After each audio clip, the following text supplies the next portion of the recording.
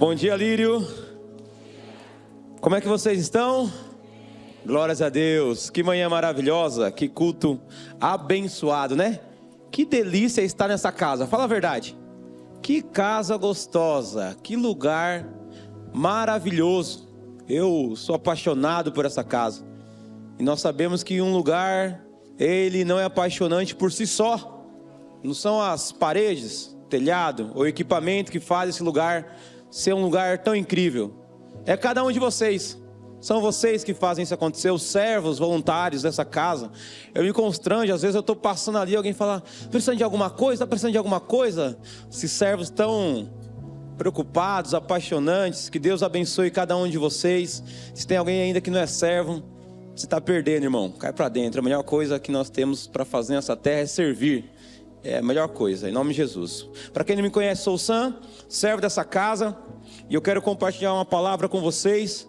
Quero ler em João, Evangelho de João, capítulo 6, a partir do verso número 1.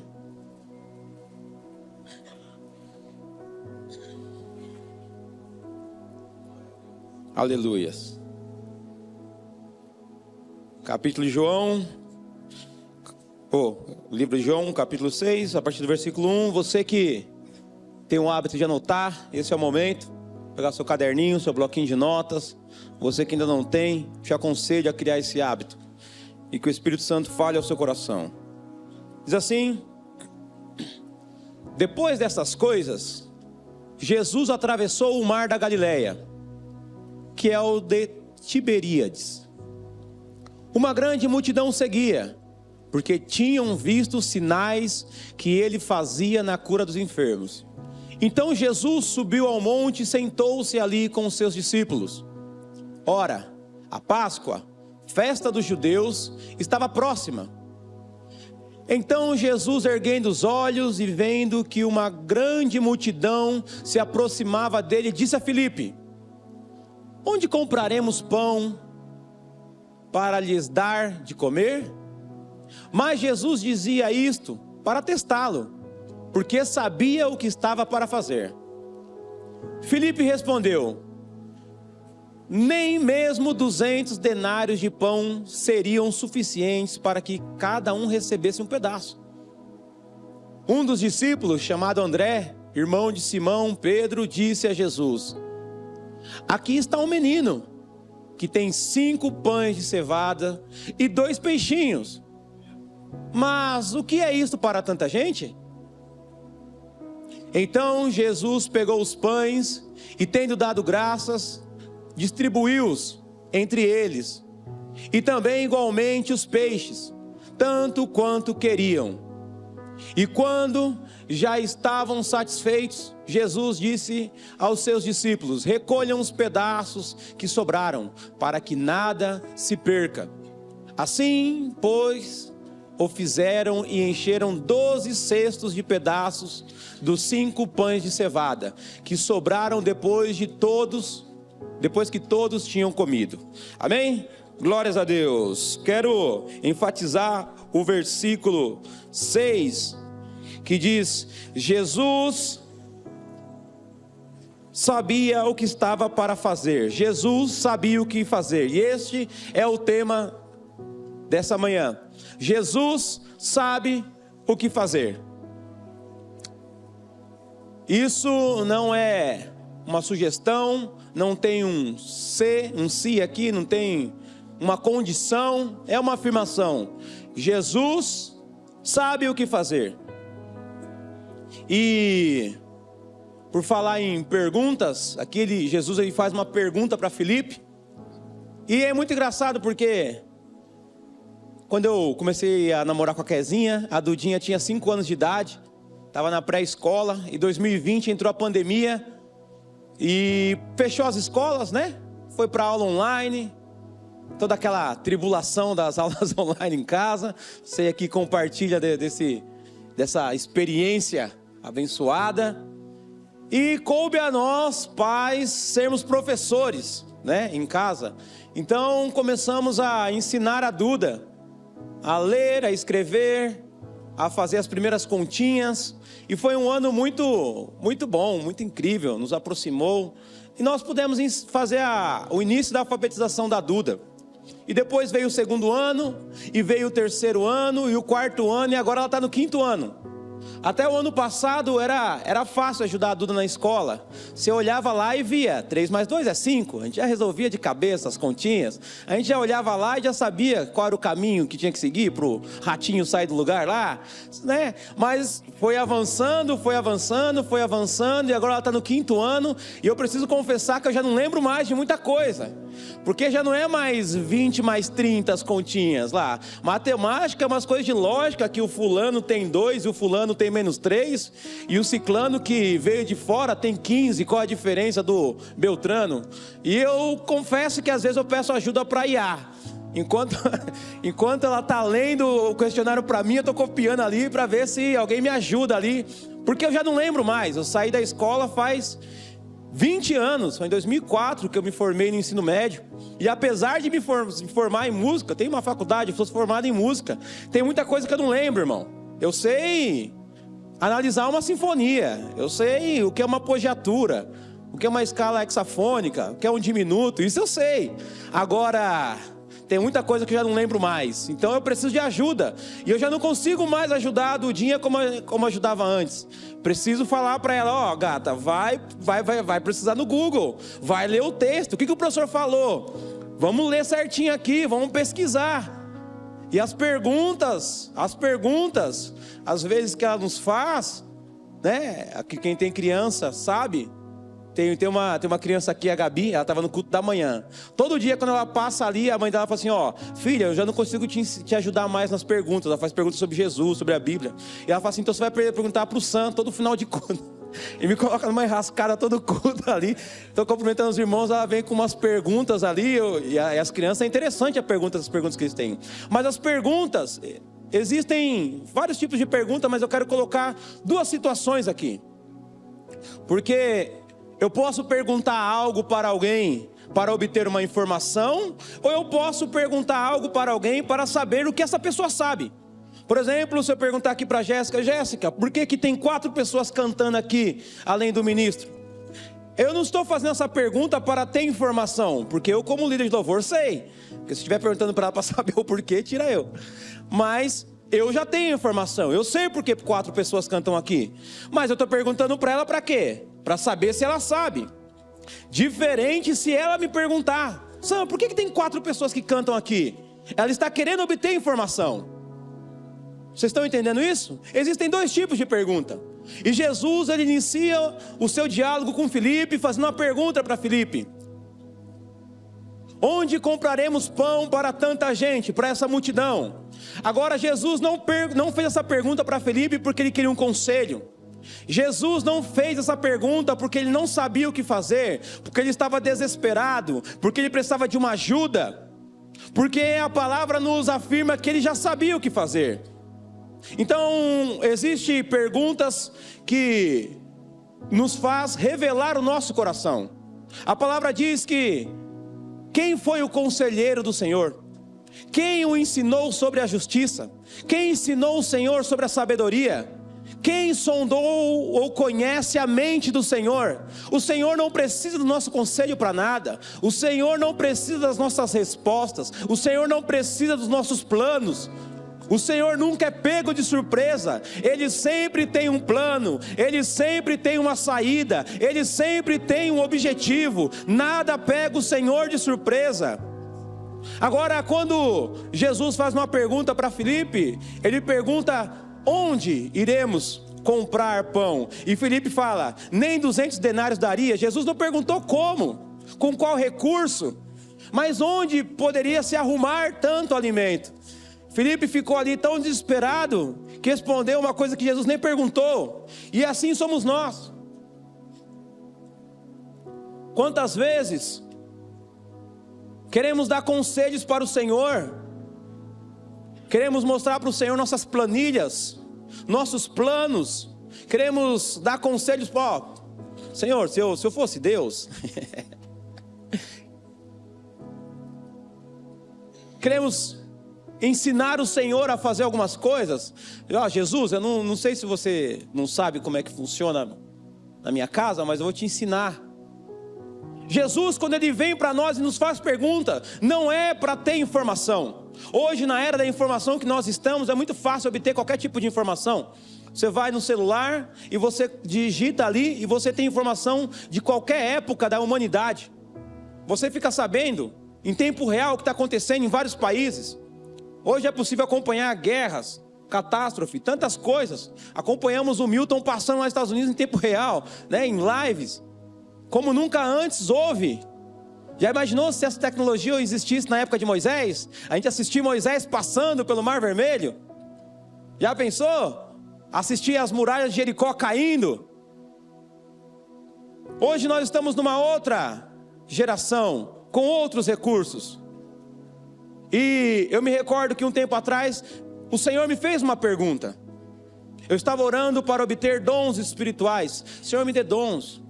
Eu quero fluir nos dons, ativa os dons em mim. Eu quero os dons espirituais. Comecei a buscar, comecei a estudar, comecei a orar, comecei a me consagrar. E o Senhor me fez uma pergunta: Sam, você ama a minha igreja? E eu dei um de Pedro e falei: tu sabes, Senhor. Mas o Senhor falou: não, me responde, você ama a minha igreja? E Ele não me fez essa pergunta para ter informação, porque Ele conhecia o meu coração. Mas quando Ele me faz essa pergunta, eu começo a refletir, eu falo: Senhor, não como deveria. Ele falou: se você não amar a minha igreja, eu não vou te dar os dons espirituais.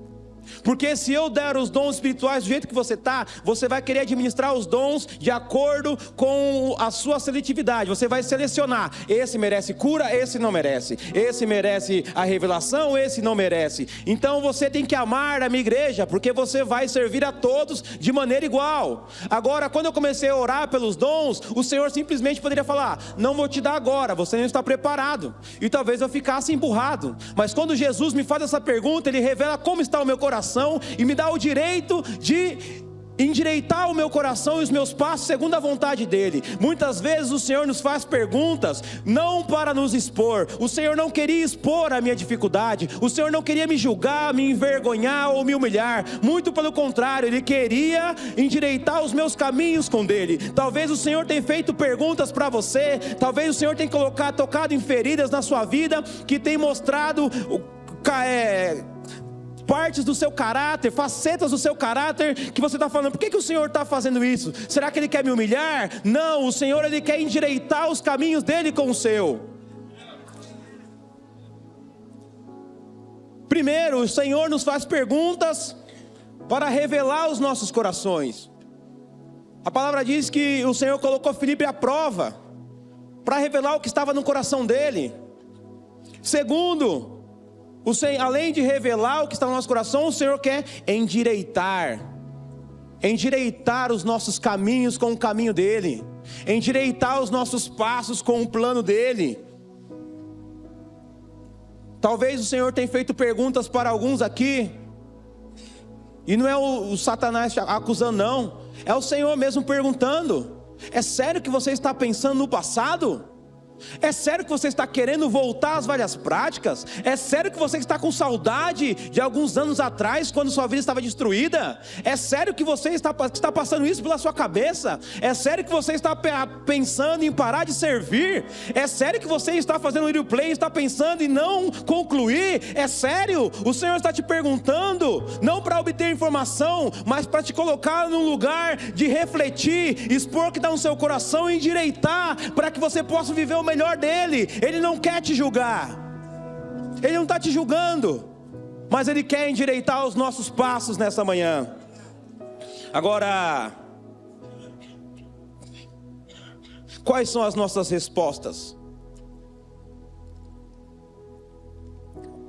Filipe poderia ter respondido olhando para o Cristo, para o Redentor, para o Salvador, para o Todo-Poderoso. Mas Filipe olha para Jesus, o carpinteiro, e responde como um homem comum: Senhor, nem 200 denários, nem por essa quantidade enorme de dinheiro nós conseguiríamos alimentar. E o que Jesus esperava não era isso. Filipe poderia ter respondido de uma outra forma: Senhor, eu sei que um dia o Senhor transformou água em vinho, então eu sei que o Senhor pode transformar as pedras em pães para alimentar esse povo. Filipe poderia ter respondido de uma outra forma: Senhor, o Senhor disse lá para Satanás que nem só de pão viverá o homem, mas da palavra que sai da sua boca. Eu sei que o Senhor pode falar uma palavra e vai saciar toda essa multidão aqui nesse dia, mas não. Muitas vezes as nossas respostas não é embasada na fé ou nas experiências que nós já estivemos com o Senhor, mas sim de uma forma fria e calculista, lógica.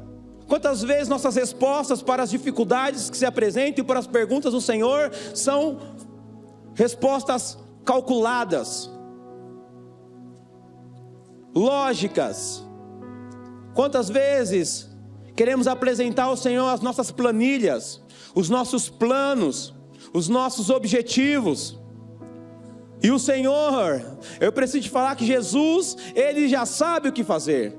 Jesus, Ele sempre soube o que fazer. Jesus, Ele sabe como resolver a crise da sua vida. Jesus sabe como resolver a sua crise financeira, a crise no casamento, o seu diagnóstico que está ruim. O Senhor sabe como resolver tudo isso. Jesus já sabe o que fazer. Agora, como respondemos a essas perguntas? Como você tem respondido às perguntas do Senhor? Aleluias.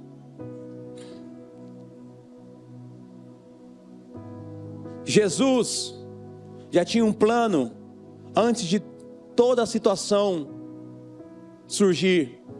Antes de ter uma multidão, antes de eles passarem um bom tempo com Jesus, antes de escurecer e ficar tarde, antes de não ter os recursos, quando a multidão surgiu, quando a multidão começou a aparecer, a palavra diz lá em Mateus 14, que Jesus olhou para a multidão e teve compaixão dela. Jesus olhou para cada um e teve compaixão, porque era como pastor, como ovelha sem pastores. Eu preciso te falar que Jesus olhou para você nessa manhã e teve compaixão de você. Jesus viu você chegando aqui na rampa, quando você desceu do ônibus, e teve compaixão de você. Jesus viu você acordando de manhã, revirando na cama, com muita vontade de não vir, mas vindo mesmo assim, teve compaixão de você. Jesus viu você chegando. Jesus viu quando você estava apontando lá longe. Ele viu você chegando e teve compaixão de você. Outras pessoas não têm te olhado. Você tem falado: ninguém tem me olhado, ninguém está nem aí para minha situação, ninguém liga para mim. Mas Jesus, Ele teve compaixão de você e te atraiu até aqui. E eu preciso falar que Ele sabe o que fazer, Ele sabe como resolver, Ele sabe o que Ele vai fazer. Eu quero pedir nesse momento que você abra o seu coração e a sua mente para a palavra do Senhor,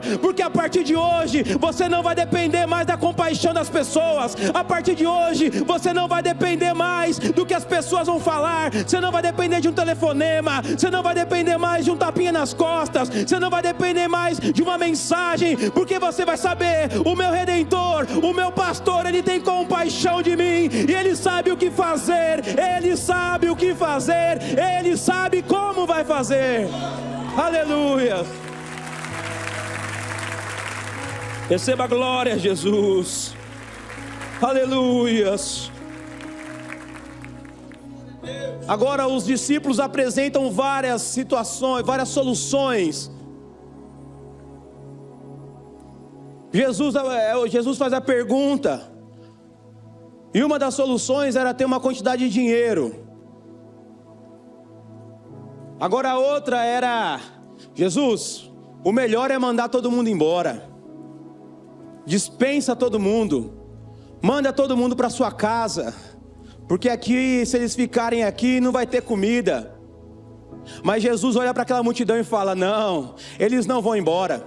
Se eles forem embora, eles vão desfalecer no caminho. Se eles forem embora, eles vão morrer no caminho. Jesus está falando aqui para algumas pessoas: não é hora de partir, não é hora de sair, não é hora de ir embora. As coisas estão difíceis, mas não é hora de ir embora. As coisas estão, sim, tá em crise, mas não é hora de sair. Se você sair agora, você vai desfalecer no caminho. É momento de ficar e esperar pela provisão do Senhor. É momento de ficar ficar e esperar pelo milagre de Jesus na sua vida. Não é hora de sair. Tem pessoa querendo meter marcha, sair, eu vou sair dessa casa, eu vou sair desse casamento, eu vou sair desse emprego, eu vou sair dessa equipe. Não é hora de sair, não está no momento de sair, é no momento de ficar e esperar pela provisão do Senhor, porque Jesus sabe o que fazer. Está difícil, você quer sair porque você não sabe o que fazer, mas Ele sabe o que fazer. Está difícil, você quer sair porque você não sabe como resolver, mas Ele sabe como resolver. Você quer sair porque está difícil, você tem chorado,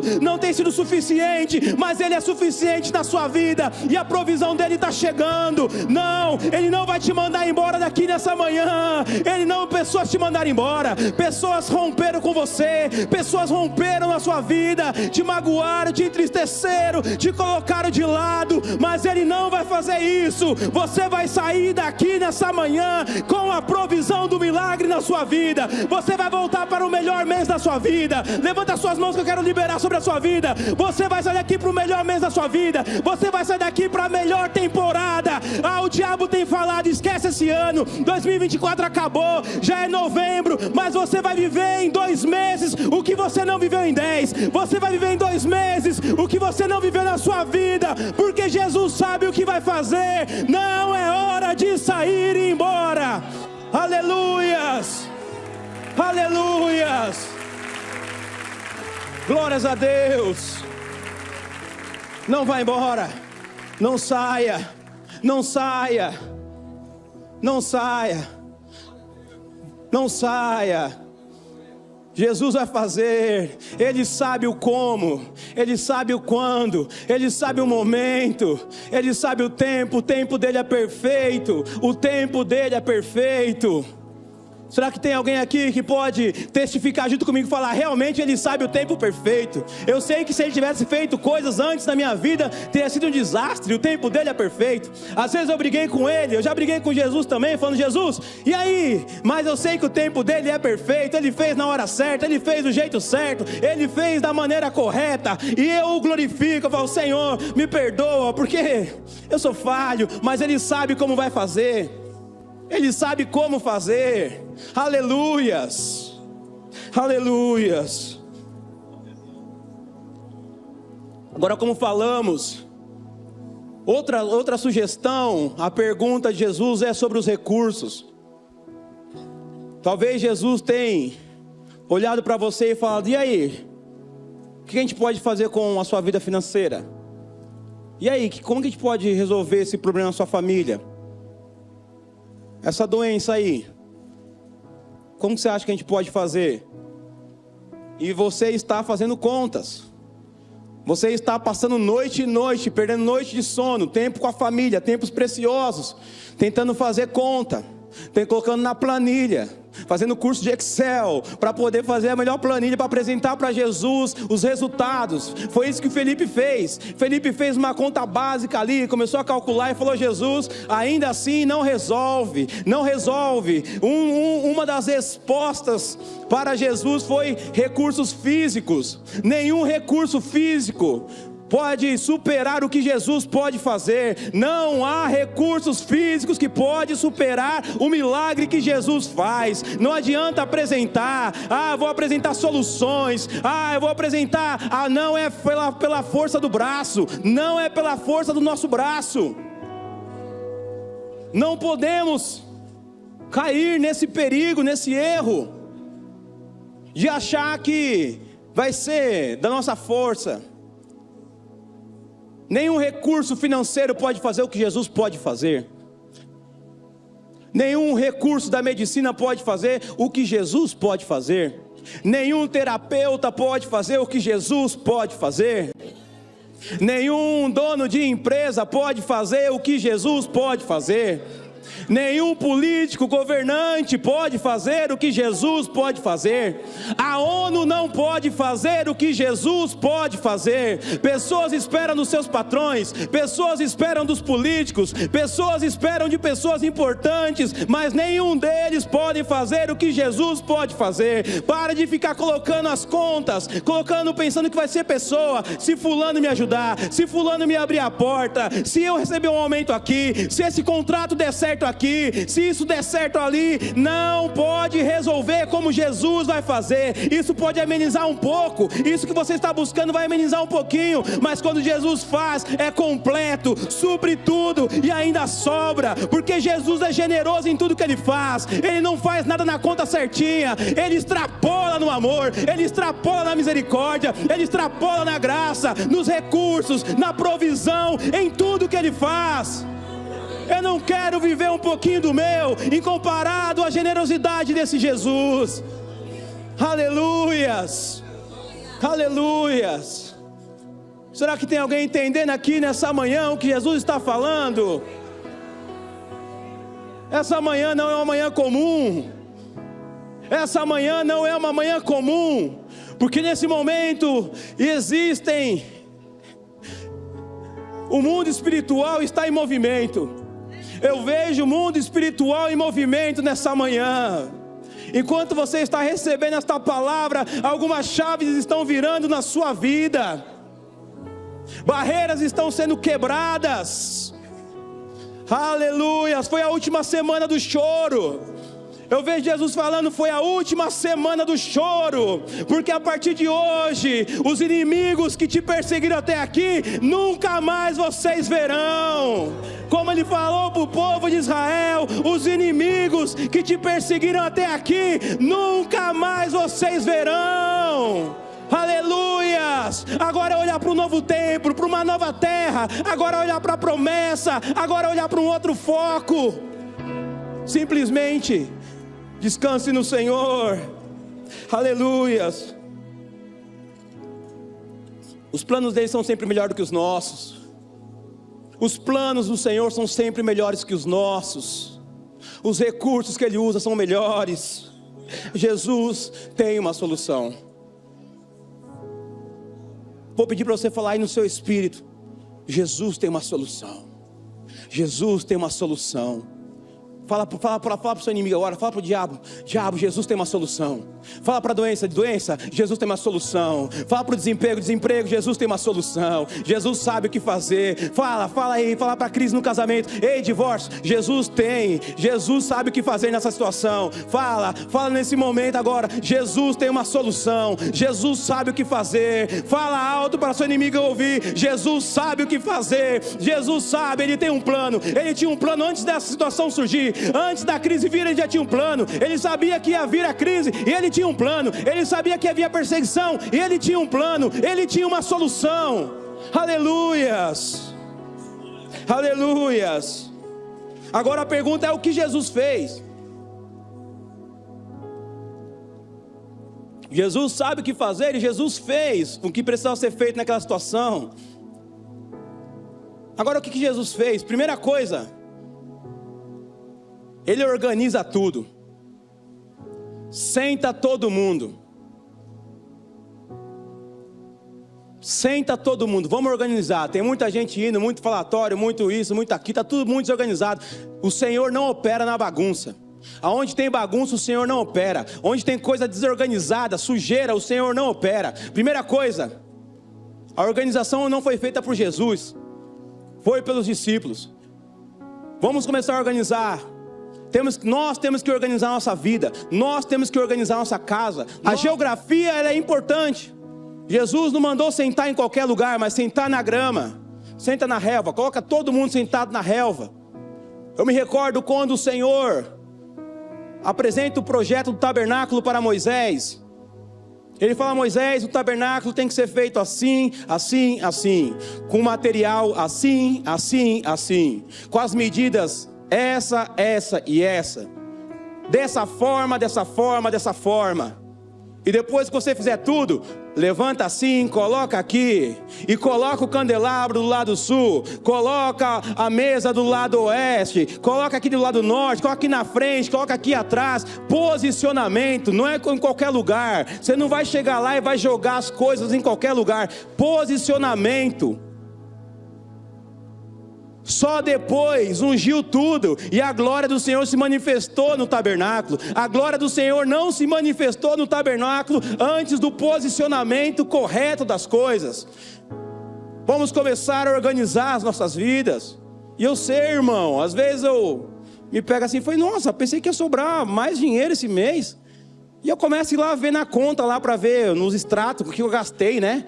23 disso, 15 daquilo, 14 daquilo, 55 daquilo. Onde eu gastei 55 aqui? Dia 12/10, às 20 horas da noite. Daí você vai ver o nome do comércio, FLY. Mano, o que aconteceu aqui? É o diabo me roubando, mano, o banco tá... não é? Você fica até matutando, nem sair de casa nesse dia? Mas como que eu gastei esse dinheiro? Você fica ali, perde o sono pensando, acorda de madrugada, lembrei. Só comigo acontece?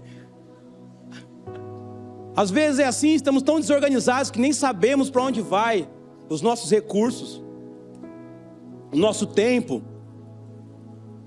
Seu filho está crescendo e você nem viu passar. Alguns postam, tempo vai com calma, o tempo está indo no tempo dele. Você tem que dar prioridade para o que é prioridade. Tem que dedicar organização e posicionamento.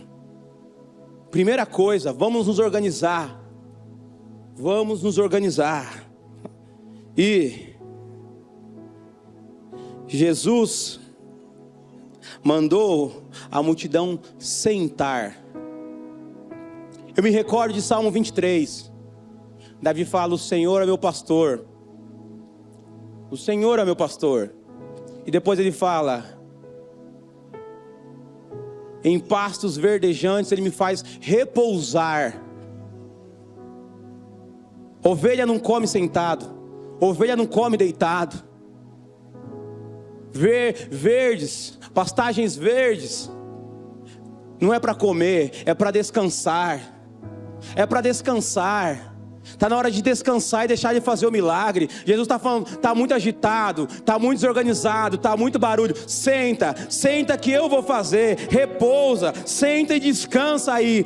Vamos sentar, vamos repousar. Ele olhou para você e falou, uau, você é uma ovelha sem pastor. Você é como uma ovelha sem pastor. E eu tive compaixão de você e eu vou ser seu pastor. E como seu pastor, antes de fazer o milagre, antes da provisão chegar, eu preciso te falar, repousa em mim, senta e descansa que eu vou fazer. Está na hora de sentar e descansar, está na hora de sentar e parar de ficar preocupado, indo para lá e bate na porta de um, e liga para outro, e fala com o ciclano, e fica desesperado, e fica buscando na internet solução. Senta e repousa, deixa o seu Senhor te fazer repousar ao lado dele. Está na hora de sentar na grama e curtir o pasto verdejante que o Senhor está te colocando. Eu quero liberar uma palavra sobre a sua vida. Nunca mais você vai perder noite de sono por conta de problemas. Você não vai ficar mais desesperado por conta de problemas. Acaba hoje a fase de ficar preocupado. Você vai repousar enquanto o Senhor trabalha. Você vai repousar enquanto o Senhor opera o milagre. Você vai repousar e vai falar, Jesus sabe o que fazer. Ah, mas o pau está atorando lá em casa. Jesus sabe o que fazer. Ah, mas está mandando todo mundo embora do emprego.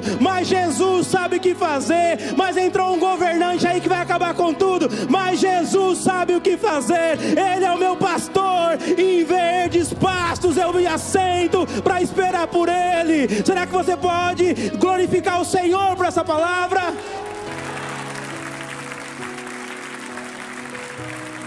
Aleluias.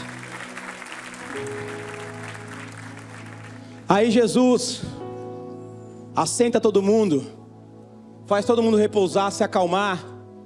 Pega o pão, é pouco, são 5 pães, 2 peixinhos, a multidão é grande, é pouco, não vai dar conta, é pouco. Mas ele levanta o pão aos céus, olha para o Pai e fala, eu te agradeço por isso, eu te dou graças. O que a gente está precisando começar, o que nós temos que voltar a fazer ou começar a fazer é ser grato por tudo. É pouco, mas obrigado, Senhor. Não é muito, mas obrigado, Senhor. É pouco, mas obrigado pelo pouco, Jesus. Gratidão. Não 1 ou 2 vezes nós vemos Jesus ser grato.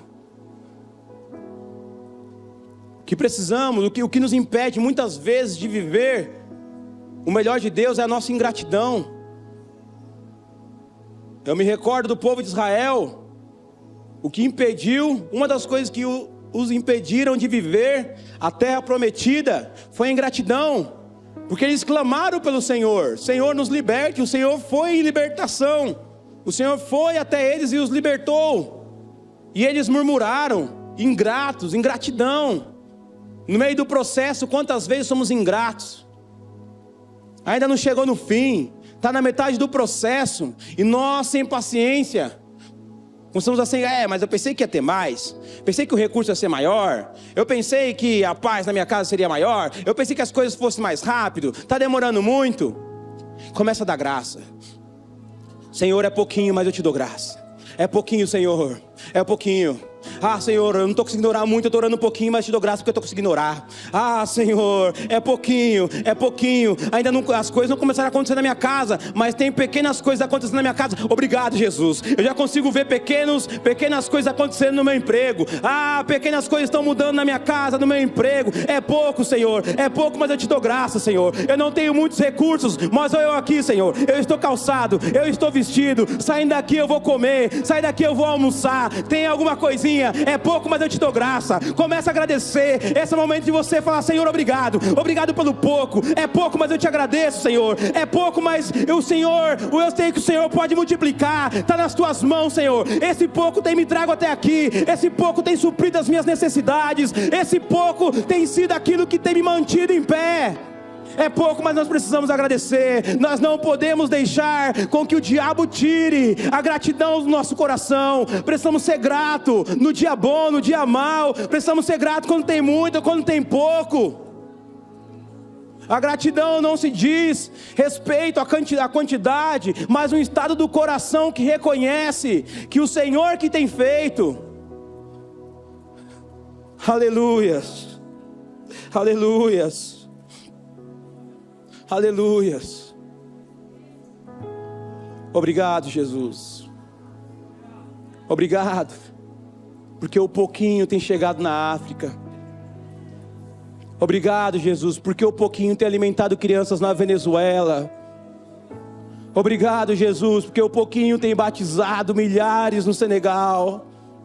Obrigado, Jesus, porque o pouquinho tem alcançado a minha família, o meu bairro. Obrigado, Jesus, porque o pouquinho tem mantido essa casa aberta. Obrigado, Senhor, porque o pouquinho tem alcançado pessoas através das lives. Obrigado, Jesus, porque o pouquinho tem transformado alguns lares. Obrigado, Jesus, porque o pouquinho tem transformado casamentos. Obrigado, porque o pouquinho tem curado pessoas. Obrigado, Senhor Jesus, porque o pouquinho tem acontecido grandes coisas neste lugar.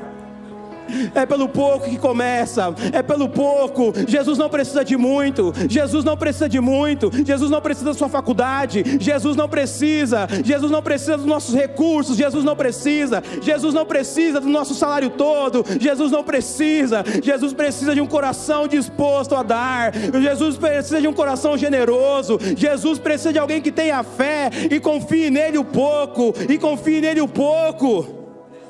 Aleluias.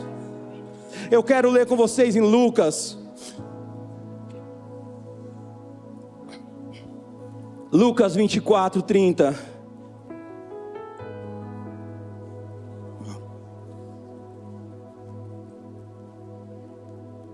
Diz assim: aconteceu que quando estavam à mesa, ele, Jesus, pegou o pão e o abençoou.